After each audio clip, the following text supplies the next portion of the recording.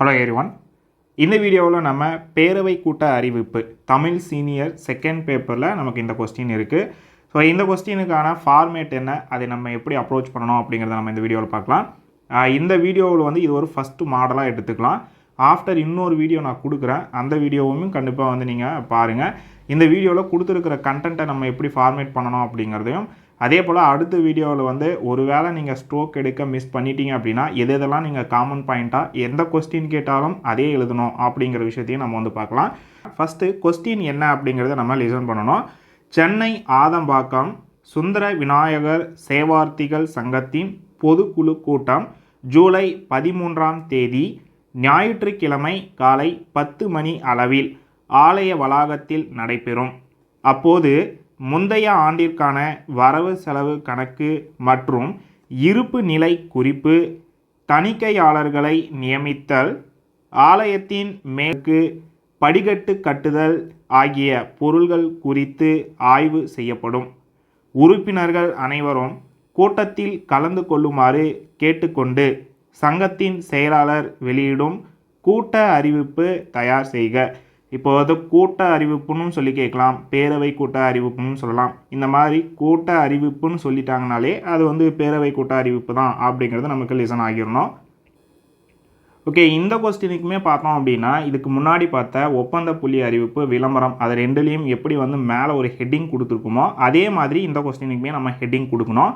அது என்ன அப்படின்னா, யார் இந்த அறிவிப்பை வெளியிடுறாங்க அப்படிங்கிற ஒரு விஷயம் இருக்குது இல்லையா. அப்போது சுந்தர விநாயகர் சேவார்த்திகள் சங்கம் இந்த பேரவை கூட்ட அறிவிப்பை நடத்துறதுக்கான அறிவிப்பை வெளியிடுறாங்க. அப்போ வந்து அந்த தலைப்பை அப்படியே நம்ம கொடுத்துடணும்.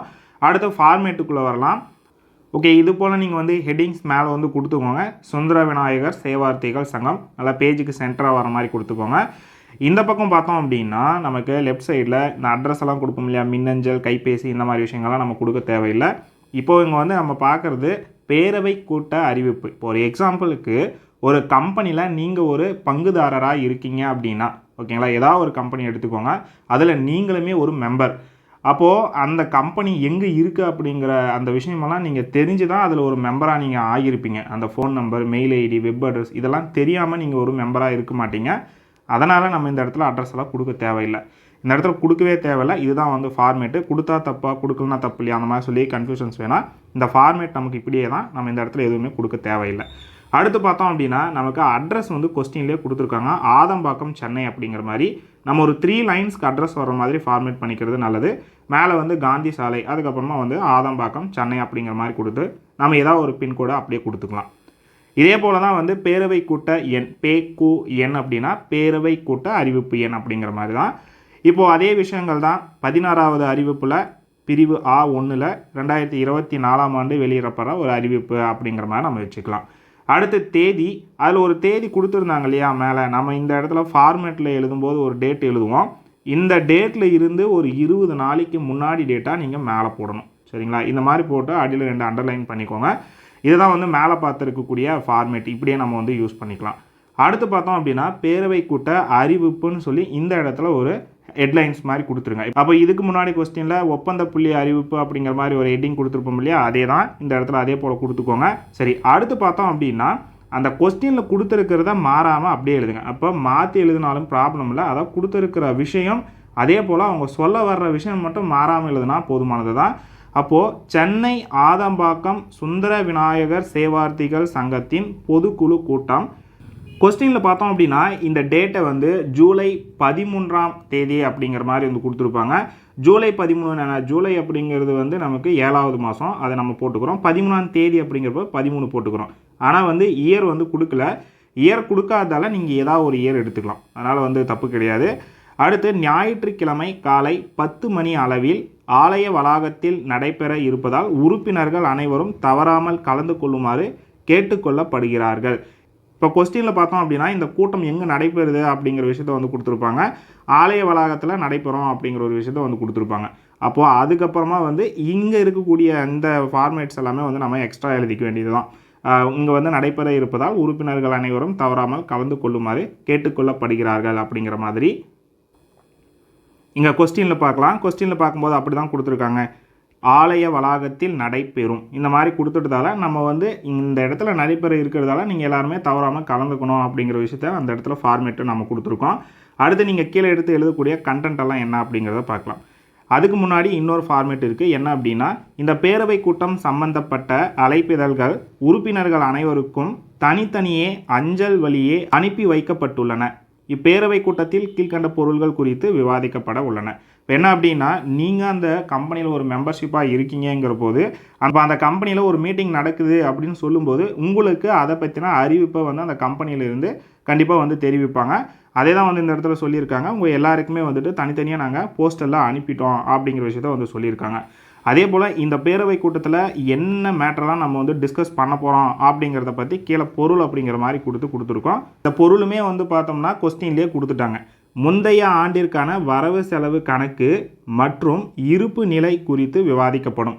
நீங்கள் மெம்பர்ஷிப்பாக இருக்கக்கூடிய அந்த கம்பெனியில் ஸோ இதுக்கு முன்னாடி இயரில் என்னென்ன விஷயத்தில் நமக்கு இன்கம் வந்தது, என்னென்ன விஷயத்தில் நமக்கு எக்ஸ்பென்ஸ் ஆனது அப்படின்றதும், ஏதாவது ஒரு ப்ராடக்ட்டை நீங்கள் சேல் பண்ணுற மாதிரி இருந்தீங்க அப்படின்னா அது ஏதாவது வந்து நமக்கு இருப்பு நிலை இருக்கும் இல்லையா, அதை பற்றியெல்லாம் நம்ம வந்து டிஸ்கஸ் பண்ண போகிறோம் அப்படிங்கிற விஷயத்த வந்து கொடுத்துருக்காங்க. நெக்ஸ்ட்டு தணிக்கையாளர்களை நியமித்தல். தணிக்கையாளர் அப்படின்னா ஆடிட்டர் தான். ஸோ தணிக்கையாளர் அப்படிங்கிற ஒரு ஆடிட்டர் தான். இவரை வந்து நம்ம நியமிக்கிறோம் புதுசாக ஒருத்தரை. அடுத்த கொஸ்டினில் கொடுத்துருந்த அதே பாயிண்ட் தான் இருக்குது. ஆலயத்தின் மேல்தளம் போவதற்கு படிக்கட்டு கட்டுதல் ஆகிய பொருள்கள் குறித்து ஆய்வு செய்யப்படும். இப்போ வந்து அந்த இடத்துல ஏதோ ஒரு குறைபாடு இருக்குது, அப்போ அதை நம்ம நிவர்த்தி செய்யணும் அப்படிங்கிறத பற்றியுமே அந்த மீட்டிங்கில் வந்து பேச போகிறாங்க. அடுத்தது தனிநபர் தீர்மானங்கள் எவையேனும் இருப்பின் அவையும் ஏற்றுக்கொள்ளப்படும். இப்போது அவங்க வந்து டிஸ்கஸ் பண்ணுற விஷயத்தையும் தாண்டி நீங்கள் ஏதாவது பொதுவான ஒரு விஷயத்தை போய்ட்டு அந்த கம்பெனியில் ஒரு மெம்பர்ஷிப்பாக நீங்கள் இருக்கும்போது கண்டிப்பாக இதையும் இம்ப்ளிமெண்ட் பண்ணலாம்னு சொல்லி நீங்கள் ஏதாவது ஒரு குறிப்பிட்ட விஷயத்தை வந்து டிஸ்கஸ் பண்ணும்போது உங்களோட கருத்தையுமே வந்து நாங்கள் ஏற்றுப்போம் அப்படிங்கிற விஷயத்தை வந்து தெரிவிச்சிருக்காங்க.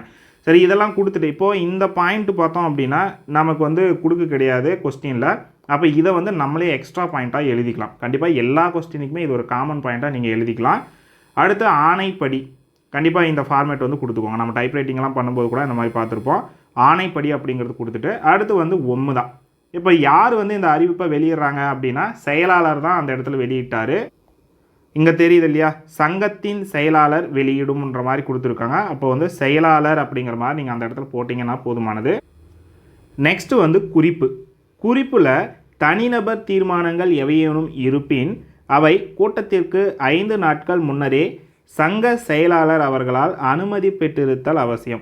இப்போ நம்ம வந்து தனிநபர் தீர்மானங்கள் பற்றி நம்ம ஏதாவது கூட்டத்தில் பேசணும் அப்படின்னா நான் அந்த கூட்டத்தில் இந்த விஷயத்தை பற்றி கண்டிப்பாக பேச போகிறேன் அப்படிங்கிற ஒரு விஷயத்தை செயலாளர் யார் வந்து அந்த அறிவிப்பை வெளியிடுறாரோ அவர்கிட்ட நீங்கள் போய்ட்டு பர்மிஷன் வாங்கியிருக்கணும்.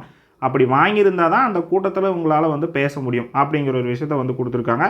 கண்டிப்பாக இந்த குறிப்பில் இந்த பாயிண்ட்டை மிஸ் பண்ணாமல் எழுதிருங்க.